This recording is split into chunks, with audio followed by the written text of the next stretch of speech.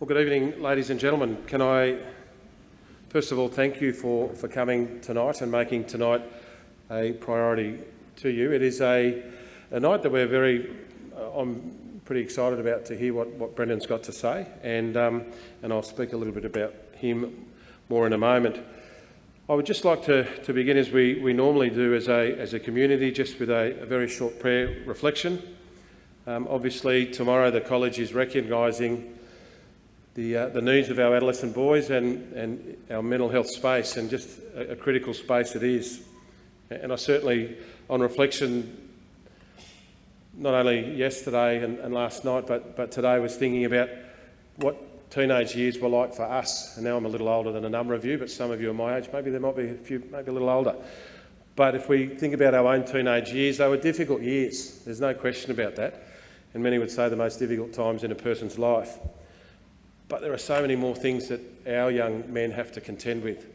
And there's so many things that us as parents need to be more aware of.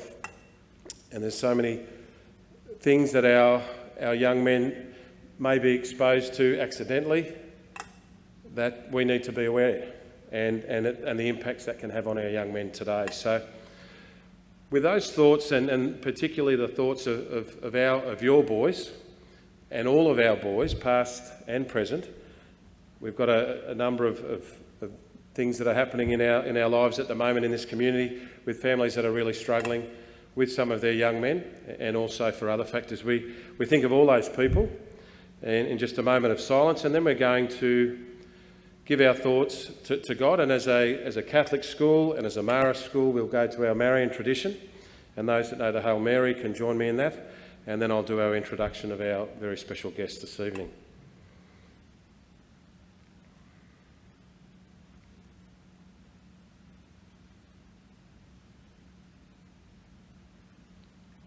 So we commit our thoughts to God through Mary, and again, those who are familiar with the prayer, please welcome to join me. In the name of the Father, and the Son, and the Holy Spirit, amen. Hail Mary, full of grace, the Lord is with thee. Blessed art thou among women, and blessed is the fruit of thy womb, Jesus. Holy Mary, Mother of God, pray for our sinners, now at the hour of our death. Amen. St Marcel and Champagne, pray for us. Mary, our good Mother, pray for us. And let us always remember to pray for one another. In the name of the Father, and the Son, and the Holy Spirit. Amen. Thank you for that. Look, it gives me great pleasure this evening to welcome our guest speaker, Mr Brendan Maher. Brendan Maher, as you can see from the slide, is currently the Global Director of Movember. And when I did a little bit of research and found out what the Global Director meant, it means exactly that. Now, Movember is something that has really taken off in this country, probably the last 2 or 3 years particularly. It has been ongoing a little bit longer than that, which I'm sure Brendan will share with us. But it's now become a global movement, if you like, for November. I know, on a personal note, I had a group of Welsh and English mates who've been born and bred in obviously Wales and England. Some have not yet been to Australia, but they put a challenge out to me personally and some of the staff here last year to see who could raise the most money for Movember. So it really has gained a lot of traction overseas, and that's largely due to the work of Brendan. So Brendan has offices in 8 different countries in the world. I'll let him give you a bit more information on that. But just to spread the message of the importance of men's mental health and prevention of suicide. Prior to Brendan's role at Movember, he was actually the CEO of Are You OK? And again, it was something particularly thanks to Brother Roger for his drive last year, and to continue it this year. We're having a recognition of Are You OK tomorrow. And again, Brendan, as a former CEO and as a current board member of Are You OK, is something particularly passionate. Prior to that, Brendan was the General Manager of Lifeline. I tell you that because we've got somebody who has not only had vast different experiences in this space, but has been in this space for well in excess of 10 years. And so to be able to have a person of that calibre to come and address us this evening here in Cairns, I think we're particularly lucky. The other thing that would be potentially of interest to you, and why I was keen on trying to get Brendan up here, and we've been discussing how we could do this for probably 6 months or so, was that Brendan is also a Marist old boy. So he very much understands and is immersed and is passionate about the way boys are educated in the Marist way. And Brendan, having spent 9 years at a Marist school, certainly is somebody that is very, very fond of those traditions and something that I think he would say that has had a reasonable impact on his own life. Just before I invite Brendan up, I'd just like to recognise the work of the PNF who have sponsored tonight's evening and helped make it happen, and also to Fraser Rigby, who, as the Deputy Principal and also the Director of Pastoral Care, this is something that he and his team have been working behind the scenes to get done. There's also Richard Lattimore and Michael Herbs, our IT people, who are recording this for those people who can't be with us this evening for whatever reason. And of course, Tracy Kingston Bull and Mrs Elaine Dean, who have been organising tickets and all those things for you. So without any further ado, please welcome Brendan Maher.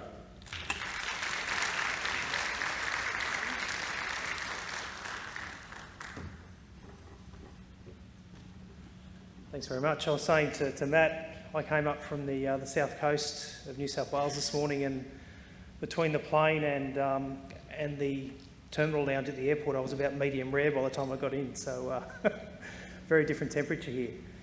Matt, thanks very much for the intro.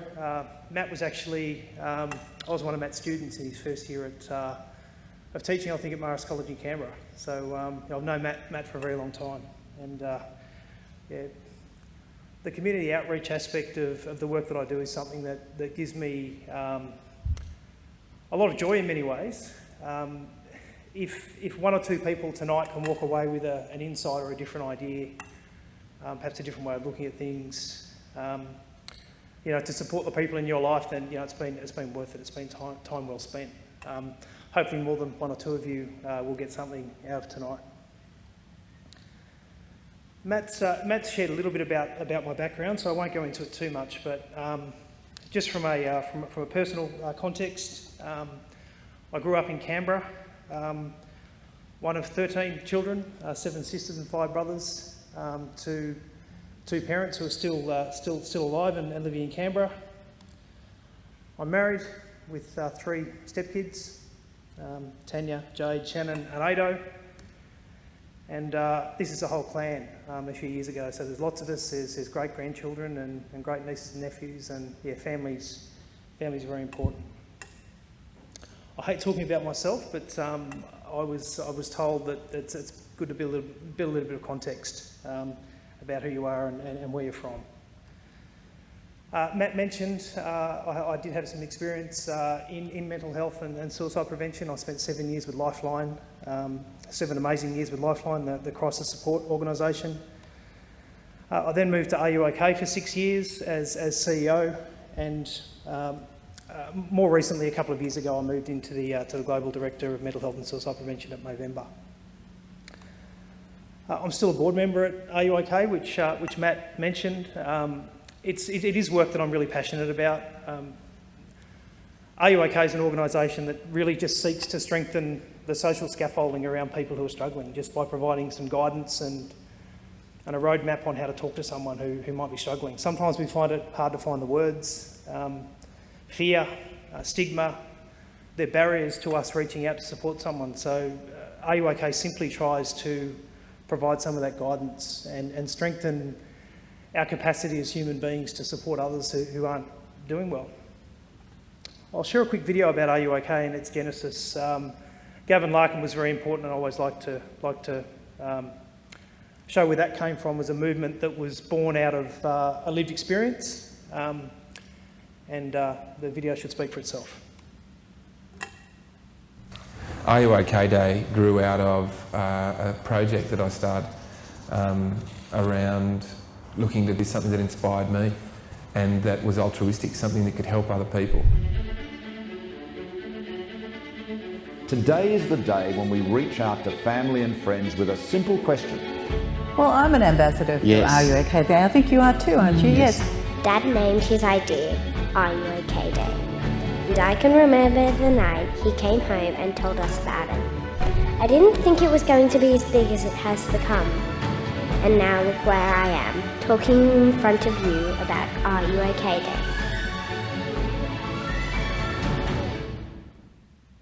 My father took his own life in 1995 and it was devastating. So I've sort of cut off from everybody now. And in that time, if I hadn't spoken to anyone, it's only been someone in the shop to, you know, order something or get a paper or some bread or something like that. And I've decided that tonight's the night that I'll finish my life. The idea of finding something that would honour that memory but was consistent with the kind of guy he was important. We intentionally chose the strapline of Are You OK Day being a conversation could change a life, because it actually is the one thing that all of us can do to make a real difference. Getting connected, staying connected, is the best thing any of us can do, both for ourselves and for anybody who may be at risk. That said, it's not just about those at risk. We want everybody in Australia, right across the spectrum of society, to just reach out to the people in their lives that they care about and essentially let them know that they do care by asking, are you okay?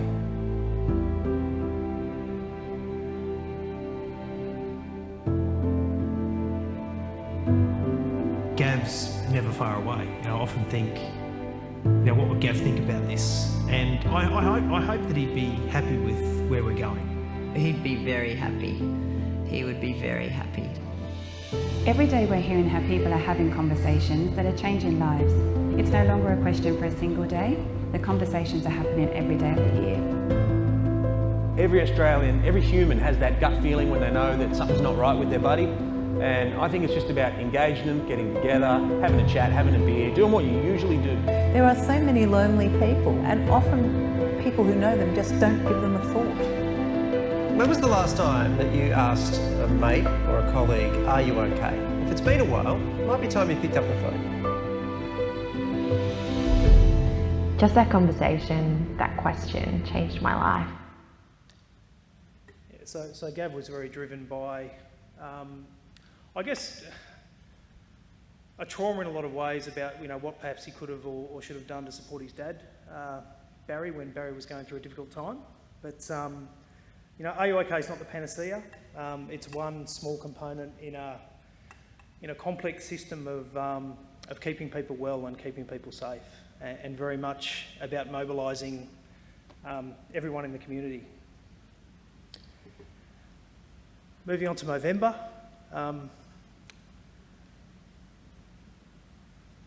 I think it's important, particularly after that video, to just you know, remind us all that sometimes this sort of content can draw some emotion. It does for me sometimes as well, talking through this stuff, surprisingly, even after I've been doing it for a long time.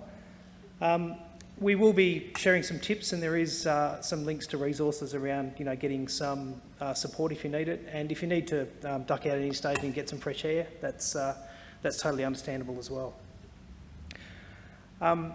Yeah, sharing personal stuff and talking about life's challenges is a very human thing, and it's important that we know where to access support. And there's some great support in Australia at a community level. So I'm hoping that we'll have a bit of a chance for interaction during this. If not, you'll just have to hear me talk for 40 minutes or so. But I just wanted to ask a question to loosen us up a little bit. Does anyone know the answer to this? How much does a polar bear weigh? Anyone? 500 kilos? Yeah, probably, yep. A tonne? Yeah, I'd imagine so. It's enough to break the ice. We know that much. So I'm really hoping that today we can contribute, we can ask questions. At the end of this session, I've got Movember's in-house clin psych, a guy called Dr. Zach Seidler. He's a young guy. His life's work has been in men's mental health and male mental health. He's going to join us via Zoom to answer any questions that you might have. Between the two of us, we'll hopefully be able to give you some good answers to any questions that might arise during this session. So Matt did mention Movember. Started in 2005. Two blokes, Travis Garone and Luke Slattery, were sitting in a pub in Fitzroy having a beer, and they saw a guy walk across the road with one of those big chopper-style moustaches and had a laugh about how the humble Mo had gone out of fashion, and wouldn't it be great to bring it back? So between them and 29 mates, they got together and they grew some facial hair, and at the end of the month they had a bit of a party, and people gave them money, and they donated it to, I think it was the Prostate Cancer Foundation of Australia. Then they thought, well, there's something in this. So they started this movement called Movember, which is predominantly about growing facial hair during the month of November. I can assure you the best thing about November for me is the end of the month when I shave off my orange moustache and I move from the spare room back into the master room. So Movember's vision is to be the leading global organisation committing to changing the face of men's health. So we're unapologetically a men's health organisation. And mental health and suicide prevention is becoming our most focused cause area. Our cause areas are, since we started in 2005, we've invested $540 million in prostate cancer, biomedical research, services. We've invested $10 million in testicular cancer, which kills a lot of young men, but it's mostly preventable if you can get to it early. We've invested $159 million in mental health and suicide prevention and $75 million in health promotion. These numbers are probably about 12 months old, so Movember has globally raised about $1 billion, which is going towards men's health. There's 240 staff across the globe. A quick snapshot of some of our work in mental health. Movember works in the, I guess you'd call it upstream. So if you think about the care pyramid and the pointy end being crisis support or acute psychiatric care, we try to make an impact at the bottom of the pyramid. So we try and keep men and boys out of that pointy end. And we do that by focusing on things that strengthen social connection. Helping men understand what's normal and men and boys understand what's normal and noticing change and where to access support and education. Knowledge is really important and developing skills around things like gatekeeper training and parenting. We've just launched a new product called Family Man, which is an online interactive skills development program aimed at helping dads manage poor behaviour for kids between the ages of 2 to 8. It's an amazing product, it's proven, and it's doing really good things. It's built with dads in mind, but it's for the whole parenting team. The next slide will just show you a few of the initiatives that Movember invests in that you probably haven't heard of.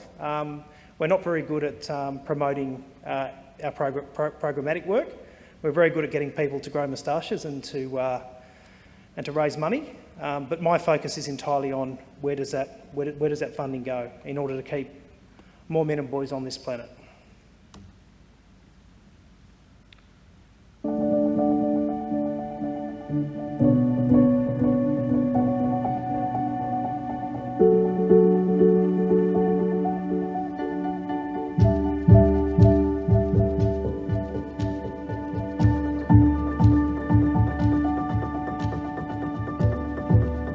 What we want to do is just throw out something positive to the younger kids. Don't feel like you've got to be ashamed of anything that's happening at home or in the streets. Change can come through these programs, and I've seen it change lives. 1, 2, double jab. 1, 2, double jab. These are socially isolated young men. This is a program about friendship. It's about connecting people. It's about supporting each other through tough times, because that's really what we're here for.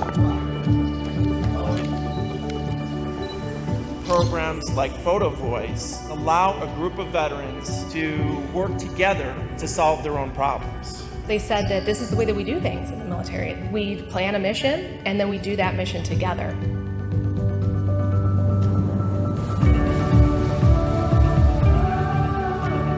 Guys can't go up to each other and say, you know what, man, I'm lonely. You fancy being a mate? You fancy going to the pub with me? Guys can't do that. Why? Why can't they do it? Because there's a stigma around it. There's no stigma coming here. Anybody is welcome at Pipeline. There are so many guys in Australia that are struggling alone. They're not having conversations, they're not reaching out saying that I need help. This program with Waves of Wellness is about being able to normalise the fact that we all go through really shit times in life, so let's just have a yarn about them. And in the meantime, let's go surfing.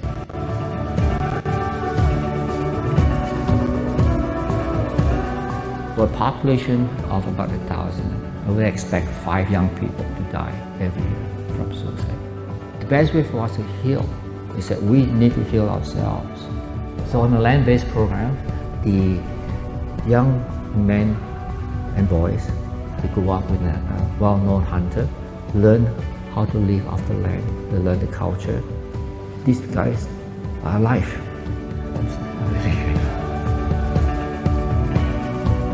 Movember Foundation is changing the game for us. I think the most important thing is actually the hope that this brings. We're changing lives, we're changing attitudes, we're helping men.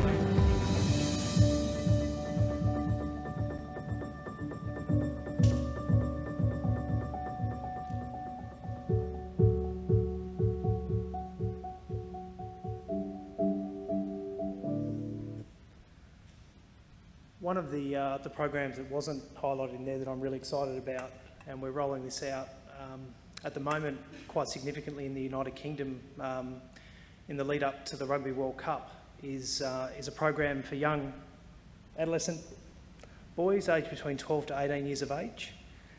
And I've been lucky in getting permission from the University of Wollongong and subject matter experts to be able to take you through a segment of this particular program tonight, because initially it's been researched and tried and tested in a community sporting environment. So, and it's all about improving mental health literacy for boys aged between 12 to 18, their parents and their coaches. And I'm going to take us through the parents module tonight, and hopefully provide a little bit of an insight about how we can better support our boys.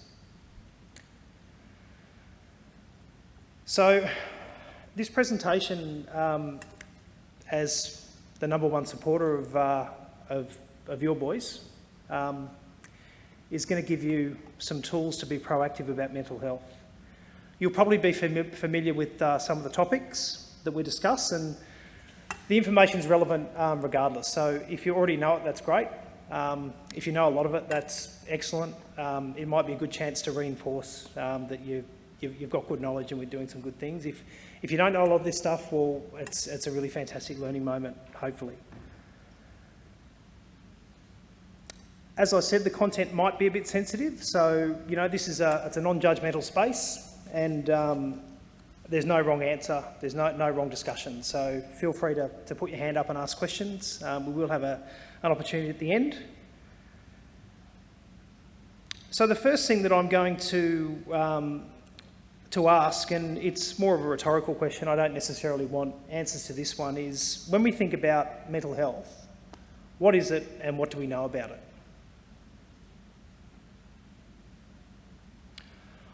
I'm hoping that by the end of this workshop you'll have an understanding of mental health.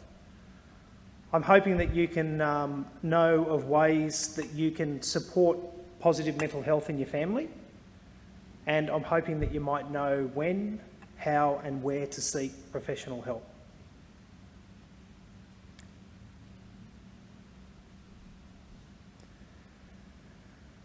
So mental health, what is it? Mental health is not just about the presence or absence of a mental health issue. It's about the ability to thrive, to form social connections and to feel a sense of purpose and to contribute. It's defined as a state of well-being in which every individual realises his or her own potential, can cope with the normal stresses of life, can work productively and fruitfully, and is able to make a contribution to her or his community. We all know that life happens to us, and our mental health and our well-being will be tested and challenged on a regular basis, because life happens. Someone dies, we lose a job, we have a relationship breakdown, we get physically sick. All of the things, challenge our well-being on a regular basis. Put your hand up if you've ever had a physical injury. We can all be physically well, and things do go wrong and we get physically unwell or we have an injury. And we know that the sooner we get help, the better it is for recovery. We know this in our work at Movember with prostate and testicular cancer. Most of our work in testicular cancer is health promotion. We run a testicular awareness month and we encourage young guys to know thy nuts. It's about actually getting in there, in the shower, checking yourself to make sure there's no changes in the physicality of your testicles, so that guys can get help early and get it addressed so that it doesn't become too late. We all know it's the same with prostate cancer. If we get prostate cancer early, the outcomes are generally very good. It's really the same with our mental health. There's a treatment, there's a therapy, there's an approach for everything, and the sooner you get help, the quicker you can recover and slip back up the mental health scale. So alertness, concentration, well-being versus being mentally unwell. And the same from a physical perspective. Physical injury, problems, fitness, strength, agility. And we try and make these comparisons because it helps us, describe these themes a little bit more clearly.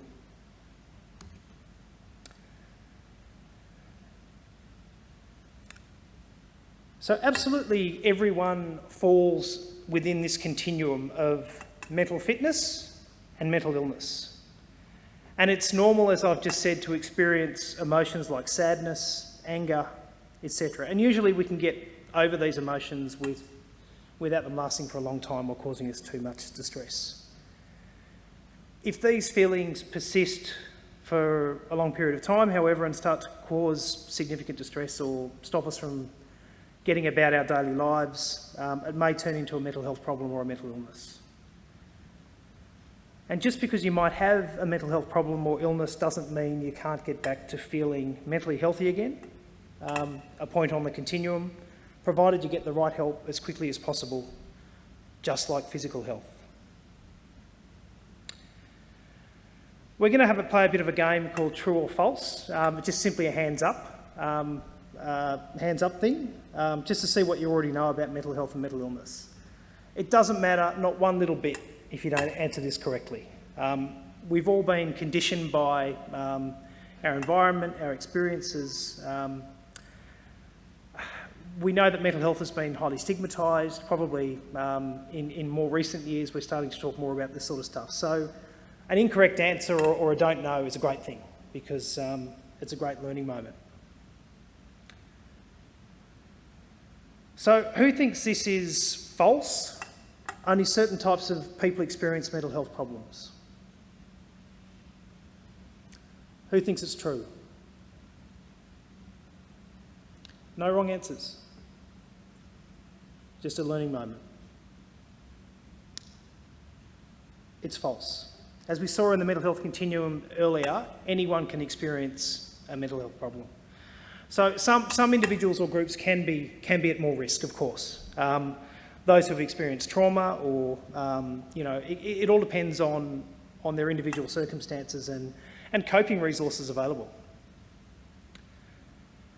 Okay, who thinks this is false? All people experiencing mental health problems are violent or dangerous. Yeah, it is, it's false. It's a common misconception and it's often one that's portrayed in the media, particularly in news media. And actually those people who are experiencing mental health issues and problems are more likely to be victims of violence than the perpetrators.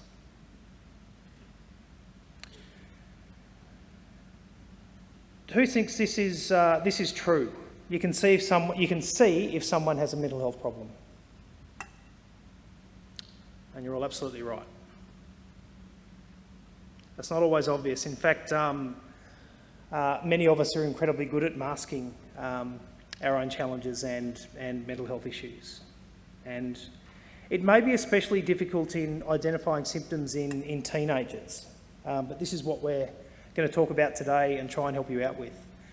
And look, I do realise that a lot of this stuff seems very, very straightforward. But as I said before, if one or two people can walk away with a different idea or perspective on this, then it's been time well spent.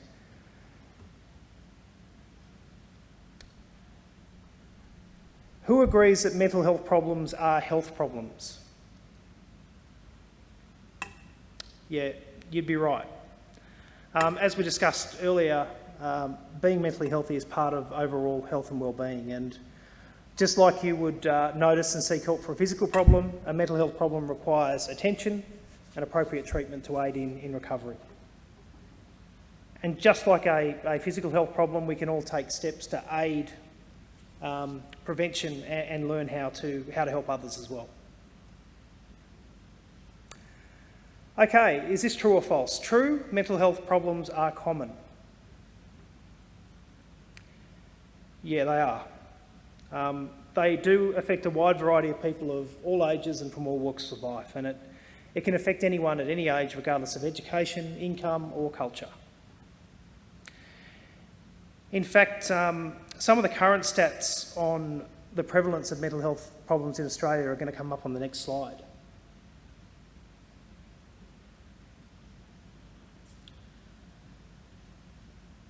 One in 7, if you can't read it, young people may experience a mental health problem in any given year in Australia. And it's estimated that 1 in 5 adults in Australia have a diagnosed mental health disorder. And 75% of adults with a diagnosable mental health problem experience the first symptoms by the age of 24.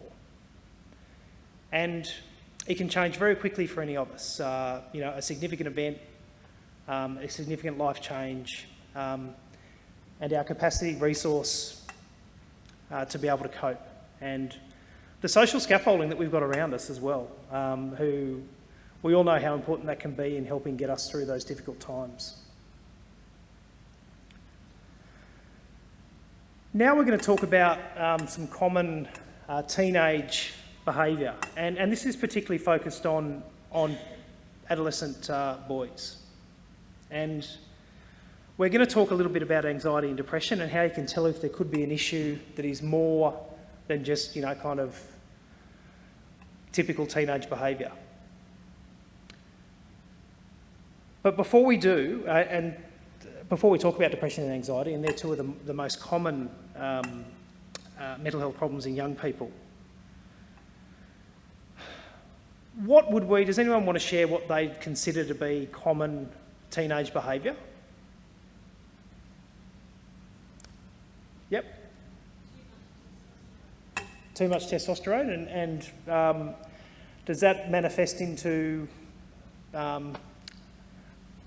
maybe being more aggressive or active or... Yep. Definitely. No, we hear that a lot. Did I see a hand up there?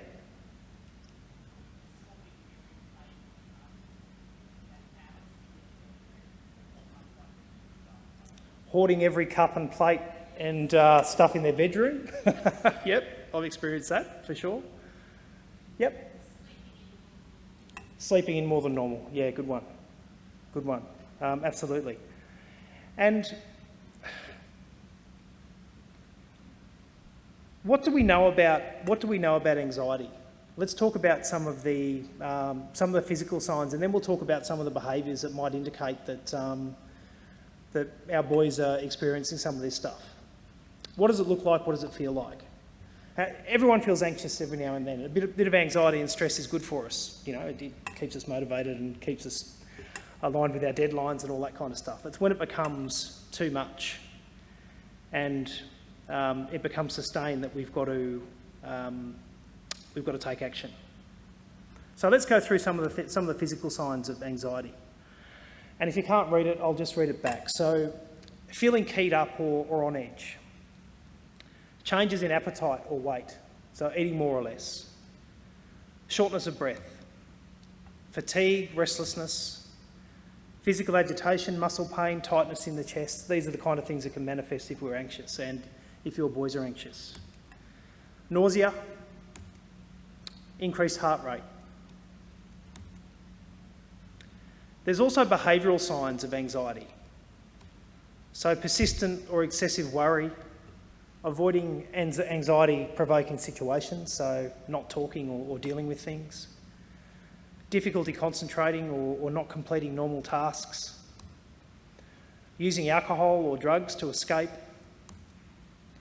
not being able to sleep,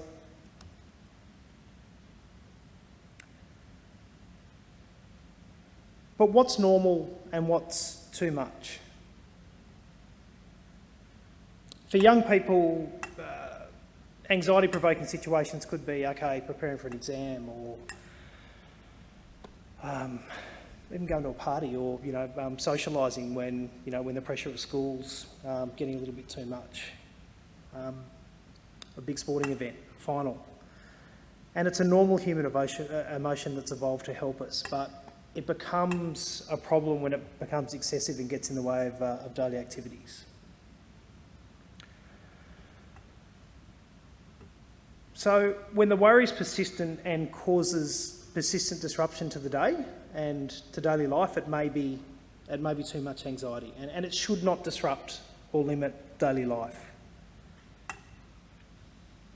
So when anxious feelings persist and they're excessive, it may be an anxiety-related order.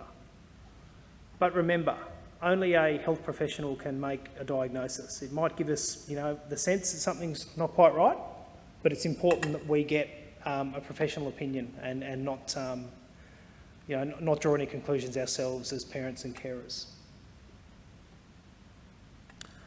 What about depression?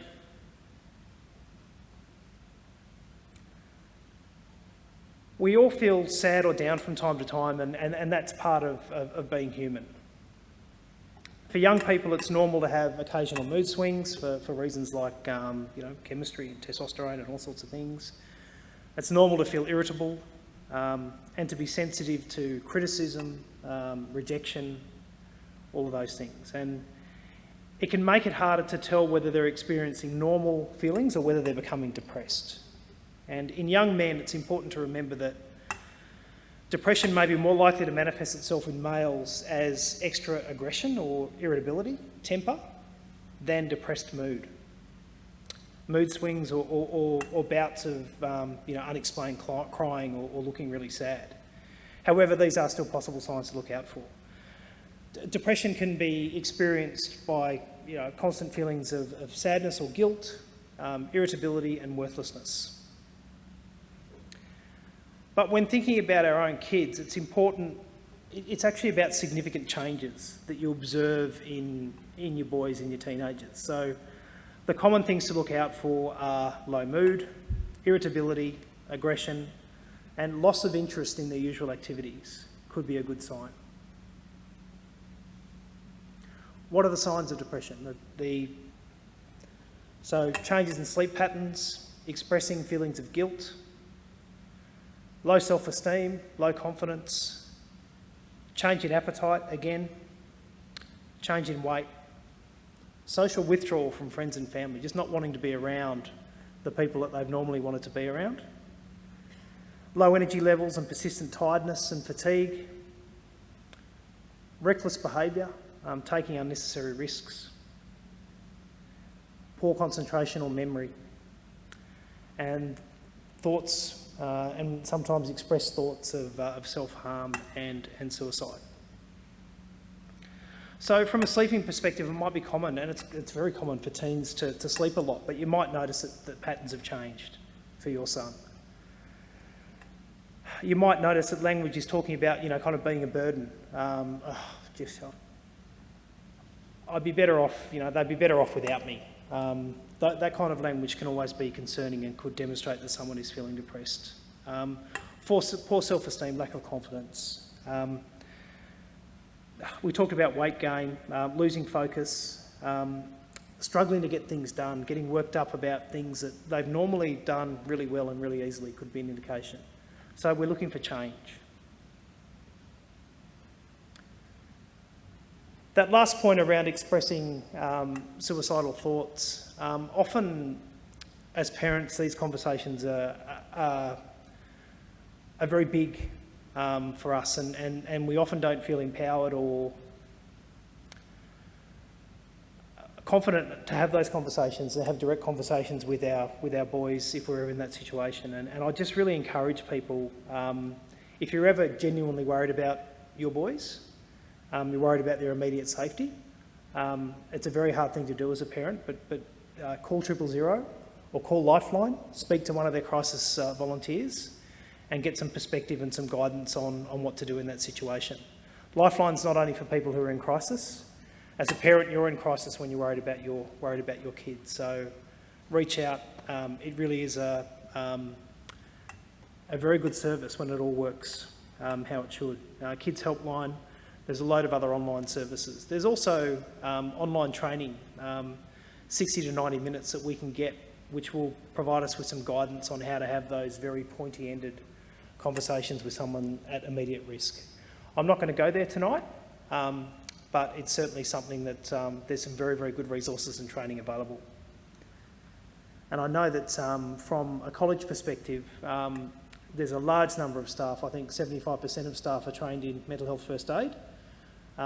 So that level of intervention training, if you were to talk to some of the staff here, is extremely valuable in providing us with the skills and confidence to navigate some of those really, really pointy-ended conversations. If you notice multiple signs of depression or anxiety in your teenager, which again is a significant change from their behaviour, it's usually when these symptoms last for a couple of weeks, 2 weeks or more, and their life is significantly disrupted. So they're not going to school, or they're just not engaging, not doing the things they've enjoyed doing. Their relationships are suffering, they're not going to training or playing sport. It might be time to seek help.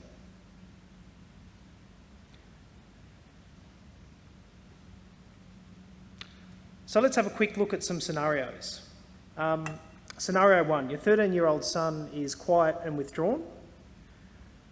Since he's been home, he wants to quit rugby league, something he's enjoyed for years. He seems okay and constantly keeps in contact with his friends via social media. He's doing okay at school when you remind him to do his work. What are we thinking? Am I concerned? Is this normal behaviour? Most likely this scenario isn't a cause for concern, but definitely something to look into and have a conversation about. Maybe there's a particular reason he wants to quit rugby. Maybe he just doesn't like it anymore. Again, I mean, stress, multiple signs, duration, deviation from the norm, and impact on functioning is a reminder of what to look for. And when you have these conversations, remember to make these observations, because they're a really good proof point for guys. It becomes harder to kind of deny that something's going on. You've loved rugby league for many years, and now you're not playing. It's just not you. You know, is everything okay? And we'll talk a little bit about the conversation in a moment. Another scenario: your 17-year-old son's motivation for school has suddenly disappeared, and his marks have dive bombed. Even though he can't see them, he no longer wants to interact with his friends. He spends hours in his room sleeping.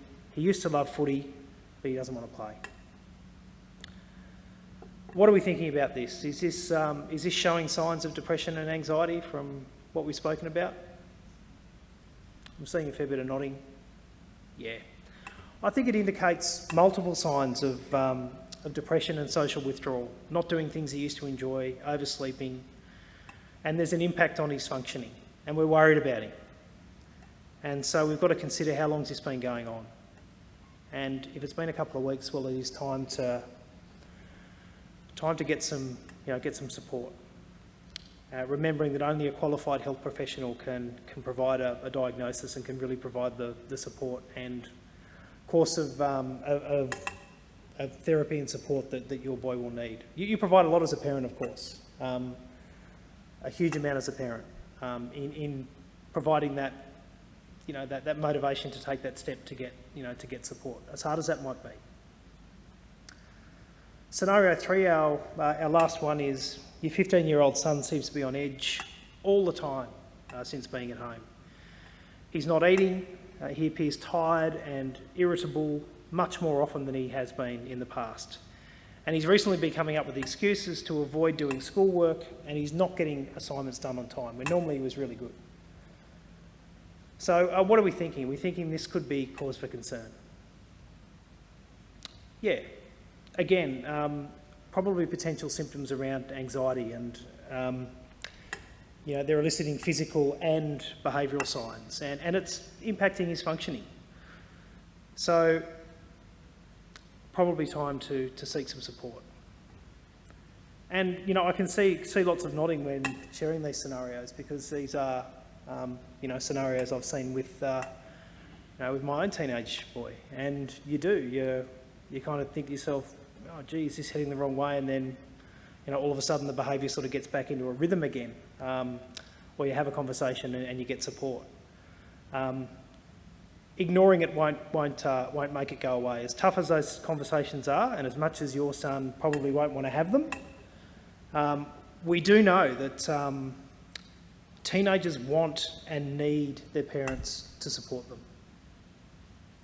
And there's a quote here from an adolescent athlete that was part of our research. So this particular program in its entirety is one of the world's most evidence-based programs in terms of engaging young men and improving their literacy and resilience. This is one component, but I think the good thing about having family is that they're there to guide and support you through everything you go through, especially parents, because they've gone through it themselves. What they see you going through, they can recognise and help push you through it. And if they can't see it, it's good to talk to them, because they'll probably know ways to help you get through things and find answers to get better help or help others. I'm conscious of the time, but one of the things that we've embraced at Movember is the ALEC conversation model, the 4 steps, which was developed by Are You OK? And being a smart ALEC it's kind of the slip-slop slope of having a conversation, right? So ask, listen, encourage action, and check in. And it's a really good model, and it's a model that's got some real stickiness certainly in an Australian sense.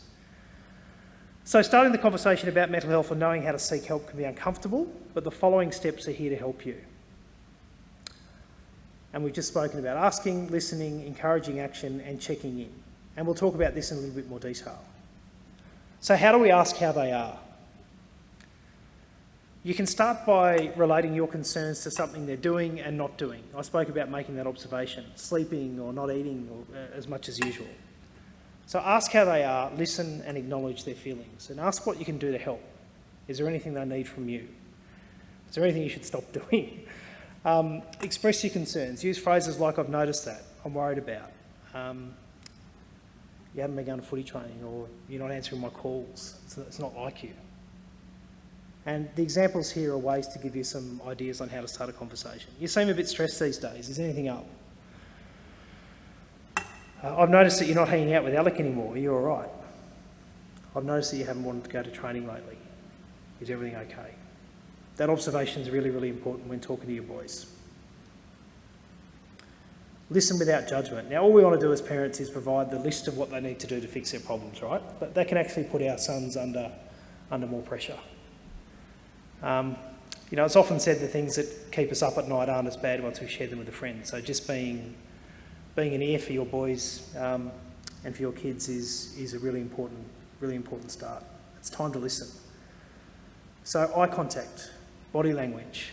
You know, some people think that getting alongside your boys is a better way than, you know, kind of getting across from them face to face. Doing something together. I'm going for a walk, or hit a golf, or fishing, or driving. I always found with Aidan that having him next to me was much less confronting than sitting across from him and drilling him on, you know, kind of what was going on in his life. Encouraging words, sounds and actions, clarity, belief, believe them, empathise, and don't look for a quick solution. All the things that we do. Let them know you're there to talk if they need it. And once you're talking, it's important to have an idea of how you might respond in a caring and non-judgmental way. So here are some examples. So ask, okay, how are you? Haven't seen much of you lately. You've been in your room for the last 2 weeks. Is everything all right? Actually, I'm not doing that well. There's the opening. So empathy, clarity, ask more questions. Let them know that they're there to talk, and practice with some of the tips mentioned on the previous slide.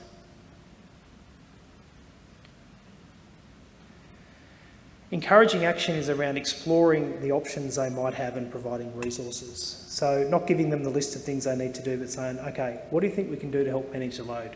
How can we get back on top of this? And knowing what help-seeking options you have as a parent or a carer for teens is important. So there's the obvious, community-based services, which we are incredibly lucky to have so many of in Australia. Our health system in Australia, it's not perfect. Mental health system's got a long way to go, but we've got some really great community-based, low or no-cost services that we can access. And if you haven't used them, I'd highly encourage you to if you need to. Movember.com/get support has a really, really comprehensive list of community-based services that you can, that will help you get some perspective or a referral or some advice on. There's your GP. There's sports psychologists, there's psychologists, there's school counsellors, there's social workers. There's mobilising their friends, getting them around if they're withdrawn. Our friends are very, very good at providing that, that foundational support. So the kind of things you can ask are, look, what do you think you'd like to do about this? How can I help support you? I really want to help you with this. Could I find you, can I help you find the right place to go? But it's about that person, about your boy coming up with the next steps, rather than having it kind of force-fed to them. There are times, unfortunately, when it will be out of their hands if they're particularly distressed or we're very, very worried about them, that we have to make decisions for them. But where possible, it's good for your boys to be able to make the decisions for themselves about what the next course of action will be. And checking in is the last component of ALEC. Ask, listen, encourage action, checking in. Checking in is about closing the loop. How did you go? Yep, I went and saw the GP, Mum. I'm feeling better. I'm getting back into it, climbing back into life. Continually shows. And look, it doesn't always follow a rigid model like this. This is a guide. You as parents, you know your boys better than anyone. So, but there's a bit of a roadmap there, and hopefully some pointers that might help you have that conversation.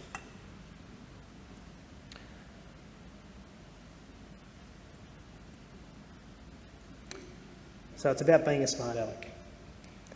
Now, if someone doesn't want help, be available and talk and listen when they need you. Get informed, talk to someone yourself. As I said before, pick up the phone to Lifeline or Kids Helpline. They can provide you with some guidance on how to approach a particular situation. Suggest talking to others, suggest resources, focus on problems you can see. Don't try and force the issue, don't put pressure on them, don't avoid them, and don't play the blame game. There's better things that we can do as parents and carers. Encourage healthy behaviours. Stay active, take time to relax, talk, focus on your strengths. Catch them out for doing good things as well. Encourage them to spend time with family and mates. Try and give them good food. I'm sure we do anyway. Encourage sleep and healthy screen time limits. I mean, that's always a big one. We're spending far too much time on our devices. There's no doubt about that. And be a good role model. We can't help our kids to the best of our ability if we're not looking after ourselves. And it's the old analogy of the plumber's kitchen. The plumber, the best plumber in Cairns, but his own kitchens are, the taps are leaky and the pipes are all broken. We've got to be looking after ourselves before we can, authentically encourage our kids to try and get back on track. And that can be hard because we've got to be strong, right, as parents. And we haven't got time and all those sorts of things, but investing in ourselves and our own self-care is really, really important. You're their number one supporter. And it's bringing me very close to the end of the presentation before I can dial Zach Seidler in to help answer some of the questions that I know that I won't be able to. And I've got to slack Zach to get him to plug into this. But if you just want to have a little bit of a think about a question you might have to ask, we've got another 10 or 15 minutes, or as long as you want, really. And I'd be really interested to just have a think about, one thing that you'll take away from today. We might talk about that a little bit. I'm just going to slack Zach and try and get him on the big screen. Hey, Zach. Hey, mate. How you doing? Good. Can you hear me? Can you hear me? I can, and I've got about 150 parents in front of me, so you're just going to have to take my word for it, because if I try and move my laptop around, it's going to be difficult. We've just had what I hope's been an informative session around some mental health resilience, and we're now going to ask some of the parents if they have any particular questions. So, did you want to introduce yourself, Zach? I did have your bio, but I've changed. Oh no, I've got it here. I'll just give you a quick update quick run through on who Zach is. So Dr. Zach Seidler is a clin psych, and he's the Director of Mental Health Training at Movember. And he's a research fellow with Orygen at the University of Melbourne. So you know Orygen Professor Pat McGorry. He's big in the Orygen space. He's a former Australian of the Year. So Zach's life work has been focused on the goal of reducing what is a staggering male suicide rate in Australia, and treating and researching men's health with over 30 peer-reviewed articles published. He's a men's health expert, and his work at the moment is really about better equipping clinicians and therapists to engage with men in the process of seeking help, so that blokes come back for that second and that third appointment. They commit to a course of therapy. So Zach's work's really pioneering, and he's partnered with the Australian Psychological Society. So a lot of clinicians in Australia will have Zach's training, which is one of Movember's programs. Zach, thanks for joining us. Lovely to be here. I wish I was warm. Now, does anyone have any questions? I might have to relay them to Zach. It might be a quick Zoom call, Zach. Yeah, we've got a question. If you can't hear it, mate, I'll relay it. Hopefully you'll hear it. I just wondered what your advice would be if one of our boys are coming home worried about one of their mates, and perhaps due to loyalty, their mate said, "Don't tell anyone that I've got these issues," but our son's really concerned. What would advice give to the parents to manage that situation for our son and also for his mate? Did you hear that, Zach? Yeah. So it's around loyalty, and which is especially important for young men who are trying to find a sense of belonging as well. And connectedness with a group where masculinity plays a pretty pivotal role in that sense of connection, and trying to form an identity as well, which is difficult at that age group. So if someone comes forward and tells them that they're struggling, and they say, and I think we're going through this now, I think with the huge sexual assault wave that's going on, where lots of people are saying, I don't want my story to be shared necessarily. I think that the key is to build up enough trust in your mate, and to tell your son, I guess, to find a way to clarify to his friend that the main issue here is that he cares about his safety. He cares about looking after him, making sure that it's all right, and that no one's going to think any less of him or see him as weak if he does connect. And the key is, firstly, for your son potentially to find a way to share something that's going on with him. Reciprocity is really, really important. So the idea that he's gone through a shit period in his own life, or he's had ups and downs and things have been hard, and he understands his feeling.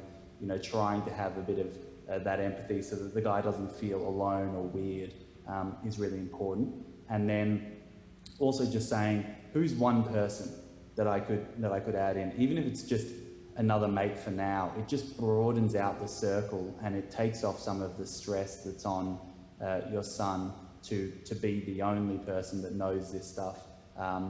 Most importantly, especially in this age group, which is a very hard thing to do, trying to get your son to understand that any risk that might exist around him harming himself or harming others, means that bond of silence kind of gets broken immediately. That's what happens with therapists.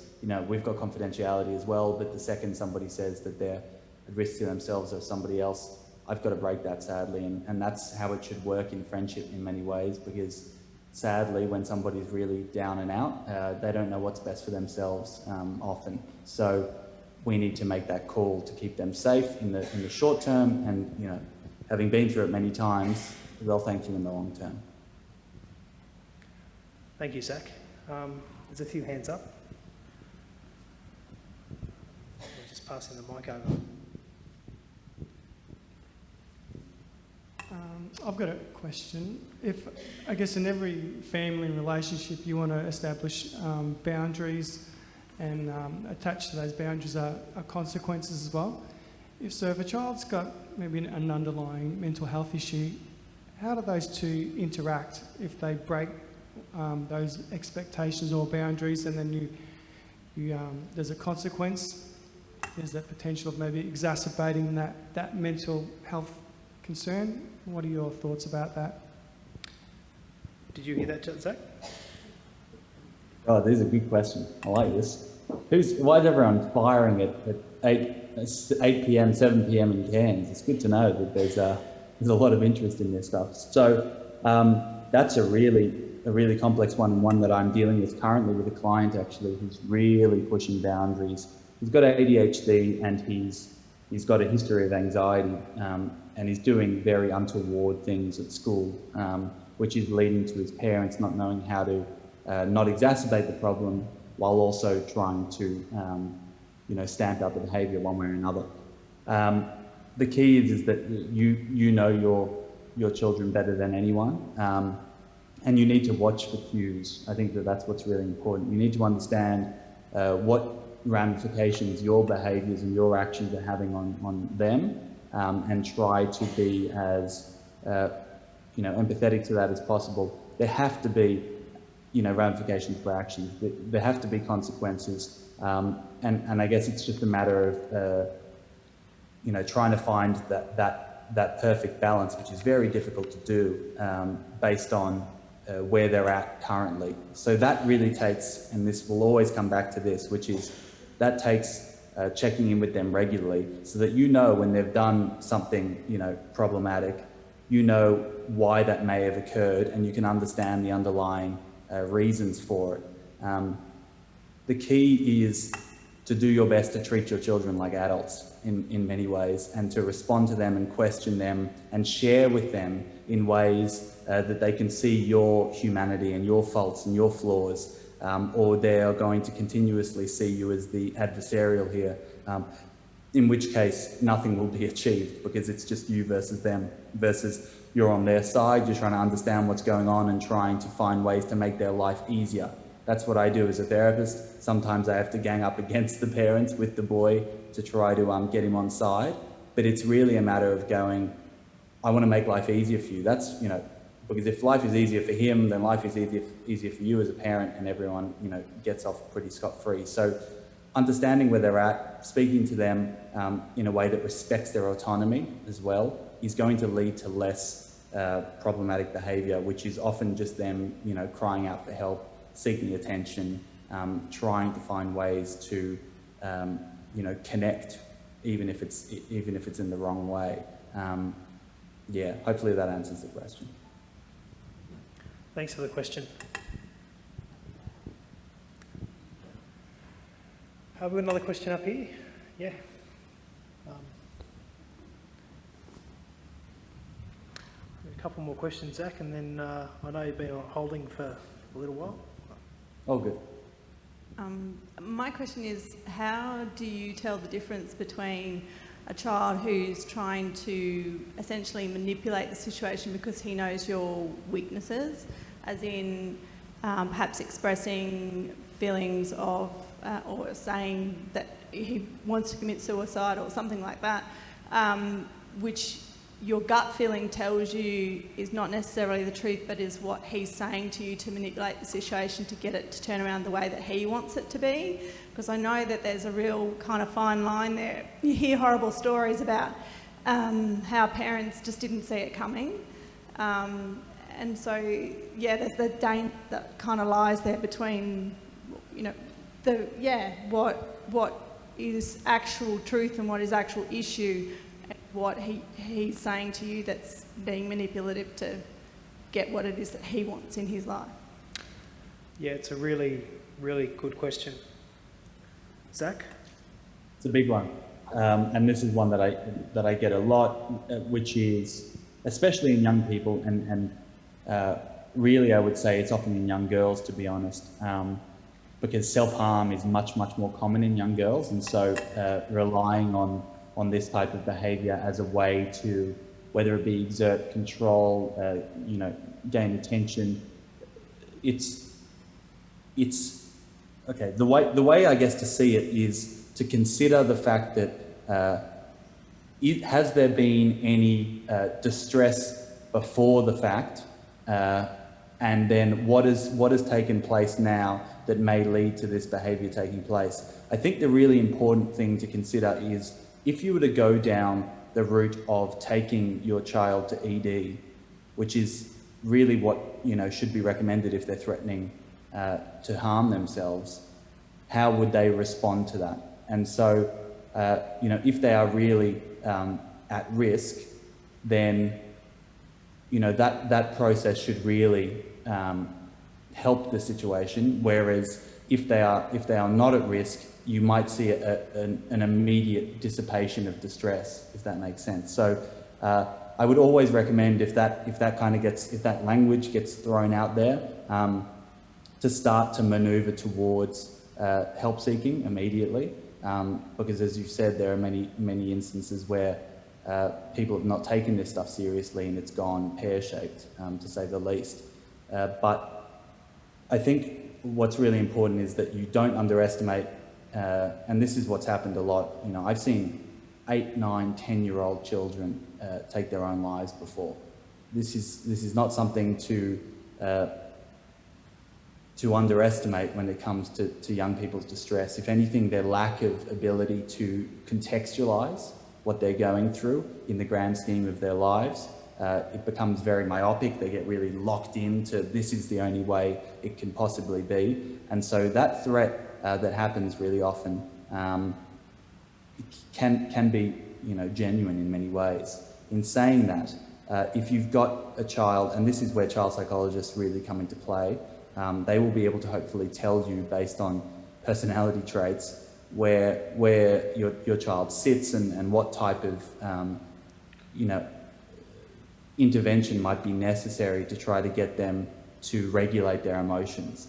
My day-to-day job with young people is to improve emotion regulation amongst young boys, learning how they can self-soothe, learning how they can respond to this wave of emotion that often comes rather than threatening. Something like taking their own life, which is now becoming very common within the media. They see it everywhere. People are talking about it. Mental health stuff is all over. 13 Reasons Why is on Netflix. It's something they can't avoid. So if anything, you would expect to see more of this type of talk than ever before.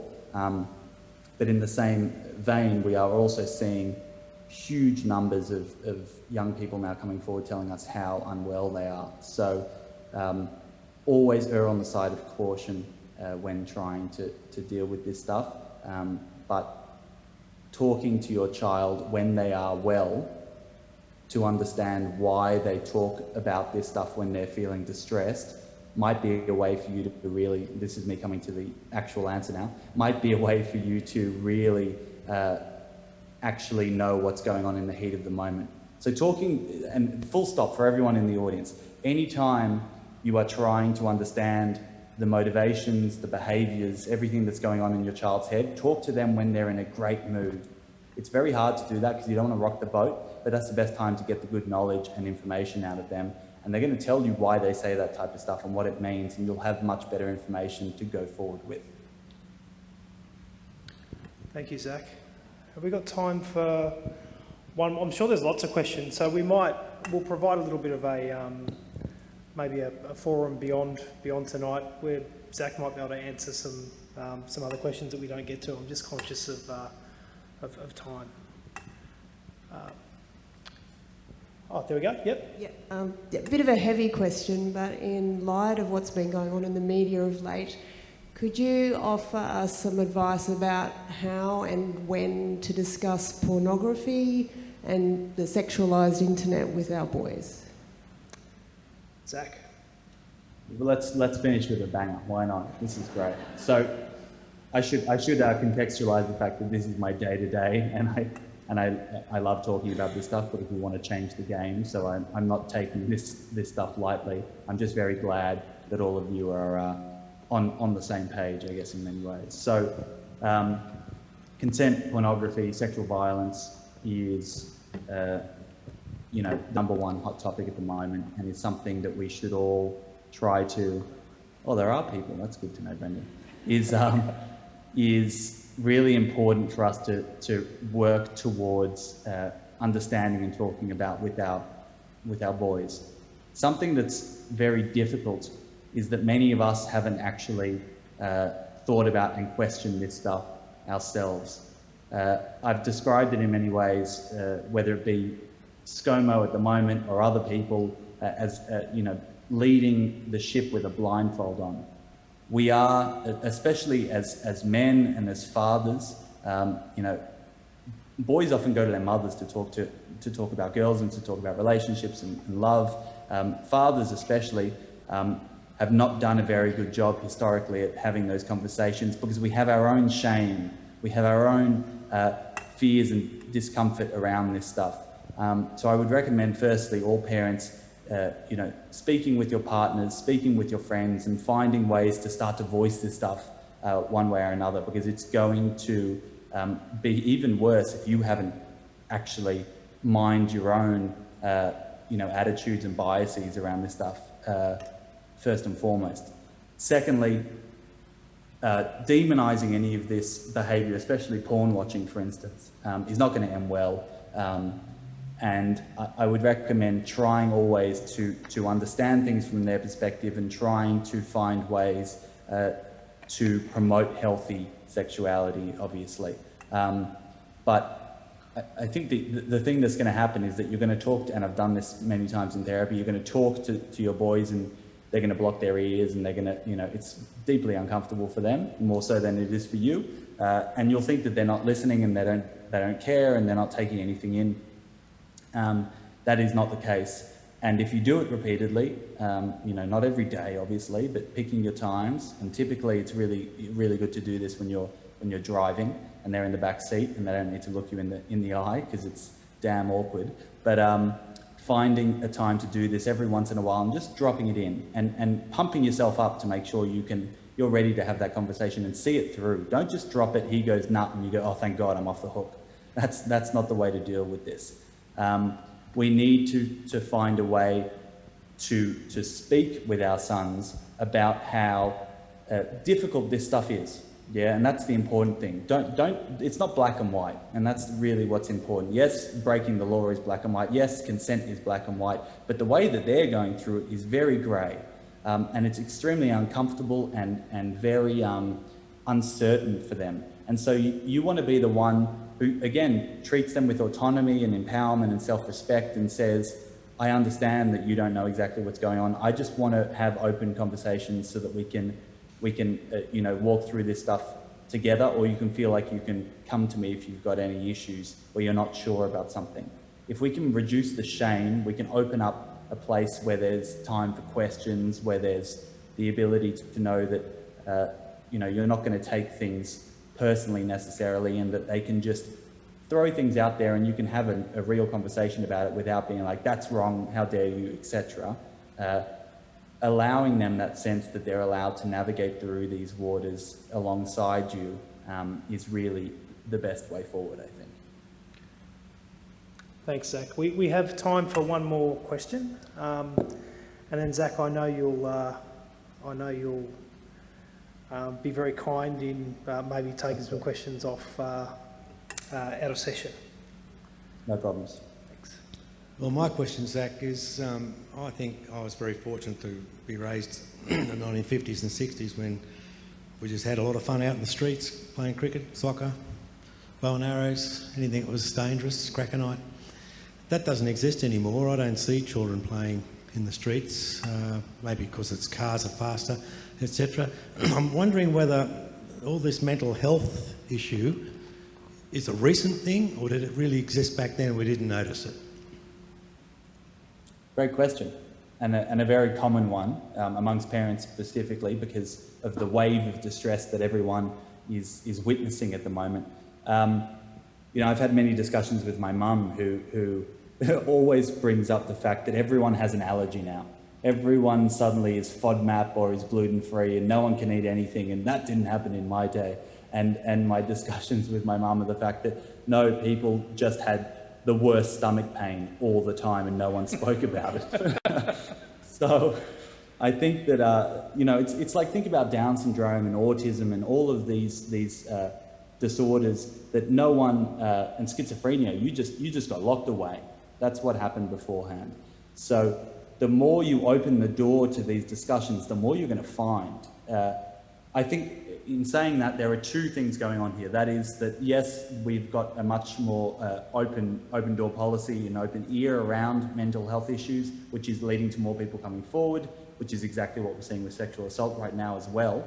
And then on the other hand, we've got more people talking about it means that more people are going to align themselves with it. And what I see a lot of is the worried well, which is what we call them in psychology, which is the people who are worrying themselves into sickness and who don't necessarily have an issue.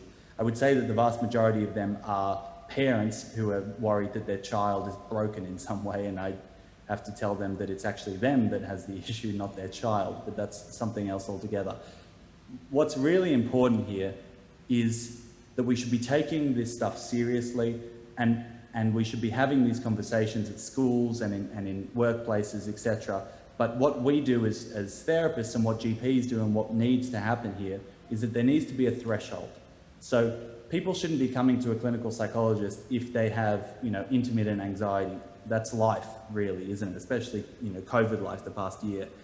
What is clinical anxiety or depression is 2 weeks of unremitting, you've lost functioning, you know, things are really, really difficult. You're not eating, you're not sleeping, that type of thing. That's, you know, there's a spectrum of everything. And I think that the spectrum is moving, and you're going to struggle to find people who are well for extended periods of time, but there's still a huge group that are in the, you know, very mild symptomatology group that don't necessarily need intervention. They just need informal support. They need mates. They need Movember. You know, they need Are You OK Day. They need stuff like that. They don't need to go and see a doctor or need medication necessarily. In saying that, there are obviously those others who are all the way up there.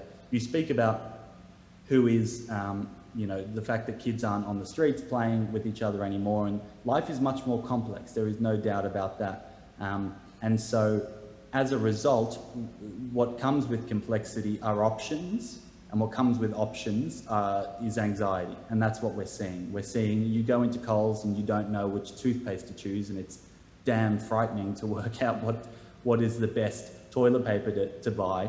Those options didn't exist, you know, a couple of decades ago, and so with all of this choice for new jobs and to talk about, you know, social media is a totally different ballgame, but that opens us up to the world and to everything that exists and to social comparison, and it makes things more stressful. There is no doubt about that. But as Steven Pinker, who's a really incredible academic, says, we've never been in a better time to be alive than ever before. You know, we can fly places, we can talk to people across the globe.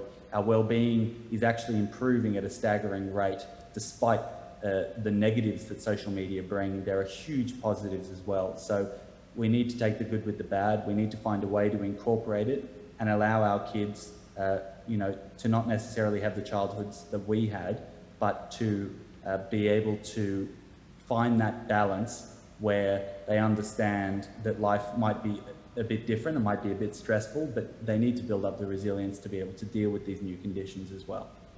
Well, I did see today in one of the newspapers in the media that children are actually on Facebook comparing their mental health issues now. You know, I've got more problems than you've got, which I think is distressing. Can I also ask you a question which is a bit sensitive? You just said some 8 and 9-year-old, 10-year-old children are committing suicide, is there a common method they use? Was that about method of suicide? Yes. What do they do? Well, we don't really, yeah. Do they Yeah, overdose? I don't or think I'll hang comment themselves? on that because they're obviously, and there aren't that many, so that they're all identifiable. But those were not social comparison issues. Those were around parenting. There was domestic violence, there was child sex abuse, there was heaps of complexity that went on there. And I think that that's the important thing to consider here, is that believing that suicide happens due to one thing, especially the woman who asked the question before, where somebody has a distressing moment in their day and then they throw that out there. That's very, very uncommon. More so, it's around the build-up of lots of different risk factors around loneliness and around, unemployment, or obviously that's not in kids, but there's a lot of abuse stuff, and all of these things build up, and it leads to what might be considered something happening out of the blue, when in fact that is not the case. When it happens in a child of that age, though, it's important to consider, they haven't had enough brain development to really make these decisions based on the valid information that's in front of them, because their ability to regulate their emotions is very complex. So it's a really, really difficult situation to understand, and I would try to suggest that empathy in these situations and trying to get in these kids' shoes and talking to them in ways that are going to empower them and give them a voice rather than dampen their experiences or doubt them, is going to lead to the greatest connection with them and their best mental health outcomes. Thanks, Zach, and just show you the crew here, and might let you get back to it. Thanks a lot, everyone. Lovely to see you all. Great questions, and feel free to email me. I'm more than happy to chat. Thanks, mate. Give me that report by the morning, please. Thanks, mate. Take it easy. Bye. All right. I know we could have talked for a lot longer, and there's probably many, many more questions, but I will absolutely take some questions on notice, and Zach is always generous in responding to queries from anyone who gives us a curly one or a more challenging question. So I was very grateful that I was able to sort of have him here tonight. Just very, very quickly, just my last slide.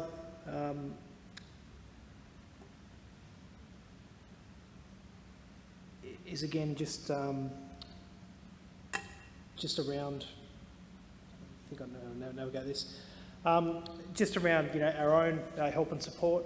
There's another one that, as I mentioned before, movember.com/get support has a really, really comprehensive Australian directory of services that are available, and they're categorised into help for young people, family relationships, etc., etc. So I hope you got something out of tonight. There's always some questions that challenge our thinking, and they can get pretty heavy. But I really like the fact that that we've got a generation of boys and young men who are coming through this this great education system. I'm always buoyed and enthused by this incredible social conscience that I see in young people that we reach out to. And I know we're going to see it tomorrow when we have a chat to the boys at Assembly. It certainly won't sort of find its way into that pointy territory. It'll be all about what we can do to be a better mate. So thank you for listening to me and inviting me to be here, and I do hope you got something worthwhile out of it. Cheers.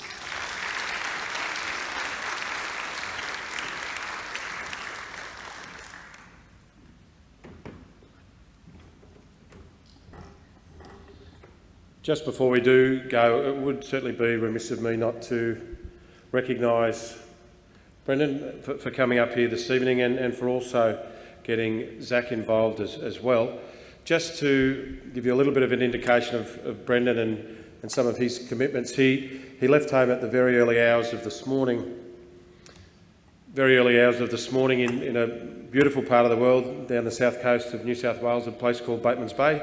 Some of you may have been there, many of you probably haven't, but so I was saying to Brendan, I had 40 great summers not far from where Brendan's living now, but What it meant was he was up early, he drove 2 hours to Canberra, he jumped on a plane to Brisbane, he had a 3-hour layover in Brisbane. He's got here just after 4 o'clock this afternoon. He's come to do the presentation for you tonight.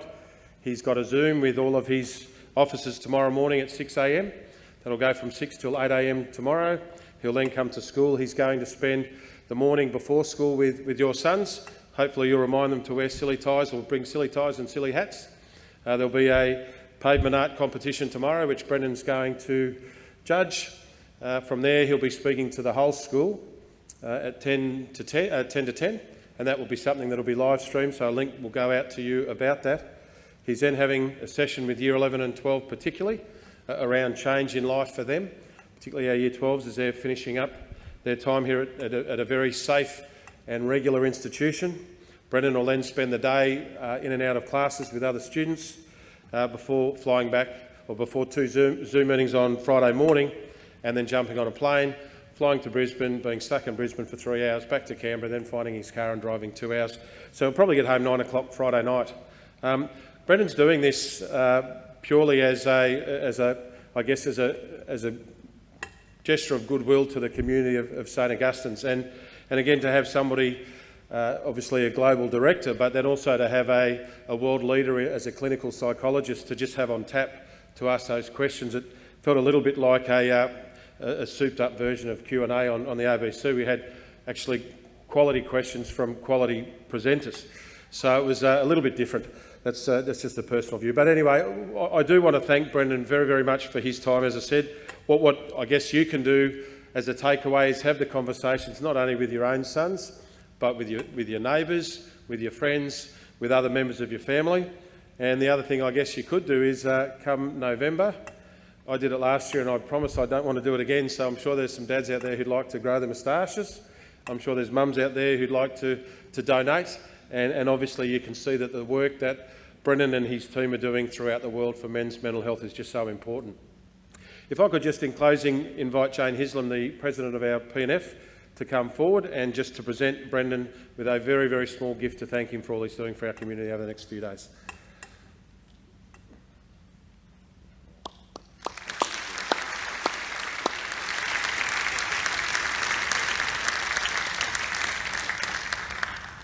So that concludes the evening tonight. Just with our COVID restrictions, I've been asked to remind you if we could leave through the centre doors, and obviously you'll be heading out through the Severn Street gate. Can I thank you again for making it a priority? The fact that you're here means the conversation will continue in our community. The staff will obviously be having the conversations with your sons tomorrow, and I'd really encourage you over the dinner table tomorrow night or in the car in the back when he's in the back seat. Just ask him about his day tomorrow and what he got out of the evening. So again, thank you very much for coming tonight, and we'll see you all again soon. Thank you.